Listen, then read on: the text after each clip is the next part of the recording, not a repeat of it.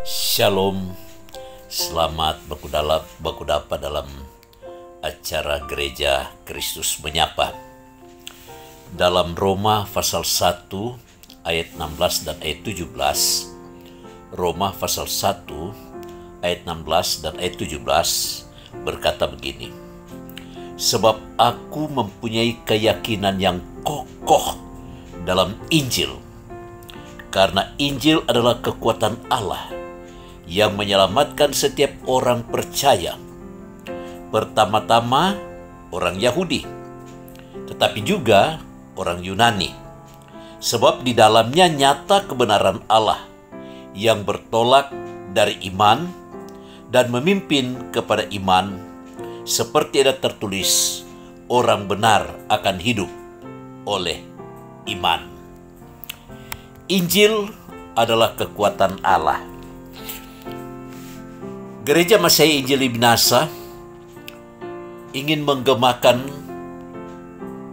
perayaan hari ulang tahun pekabaran Injil dan pendidikan Kristen di Tanah Minasa ke 191 tahun. Merenungkan kembali bagaimana anugerah Tuhan mengutus Johann Riedel dan Johann Schwarz untuk datang memberitakan Injil di Tanah Minahasa. Ketika mereka datang, mereka harus belajar budaya, bahasa yang ada di Tanah Minahasa. Tapi oleh kekuatan Allah dalam Injil yang mereka beritakan, membuat mereka mampu dapat berkomunikasi dengan baik dengan masyarakat dotu-dotu kita dulu, dan akhirnya mereka bisa kumpul masyarakat itu dan mereka mulai latih dengan belajar baca tulis. Dan ketika mereka memperkenalkan huruf A sampai Z dan menyambung huruf menjadi kalimat, bahan bacaan mereka pakai adalah Alkitab. Dan ketika Alkitab ini dijadikan bahan bacaan, ternyata mereka dotu-dotu kita bukan cuma dapat belajar baca tulis dan bisa berkembang dengan ilmu pengetahuan, tapi mereka mendapatkan inti dari kekuatan Injil, yaitu keselamatan di dalam Tuhan Yesus. Dan Riedel dan Schwarz melatih mereka-mereka yang sudah dimenangkan ini untuk menjadi penginjil lokal. Dan mereka inilah yang nanti akan meneruskan berita Injil ke berbagai penjuru dari pelosok di Tanah Minahasa. Itu sebabnya Gereja Masehi Injili Binasa mau merayakan itu secara besar-besaran. Sebab sejarah kerajaan Allah ini perlu terus dikumandangkan, perlu terus diceritakan.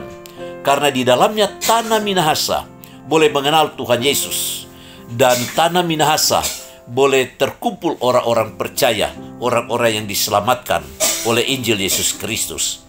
Dikatakan bahwa Injil dan kekuatan Allah. Apa kekuatan itu? Kita bisa bayangkan dotu-dotu kita tempo dulu.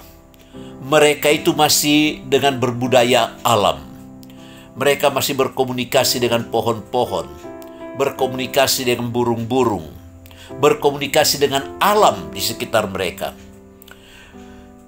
Kita bisa bayangkan betapa sulit dua penginjil Eropa ini untuk datang memberitakan Injil.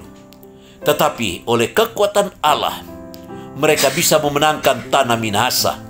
Dan Injil Kerajaan Allah menjadi budaya kepada masyarakat, dan masyarakat hidup di dalam kasih karunia Allah. Hidup mengenal Tuhan Yesus, dan mereka terus berkesinambungan memberitakan Injil itu. Dan dengan demikian maka kita lihat bahwa Tanah Minahasa menjadi tanah yang diberkati. Ketika berbagai bangsa di dunia mengalami resesi, Tanah Minahasa resepsi.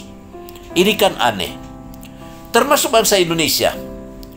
Pada waktu krisis ekonomi terjadi di tahun 96, 97 sampai 98, di mana-mana berteriak, sulit.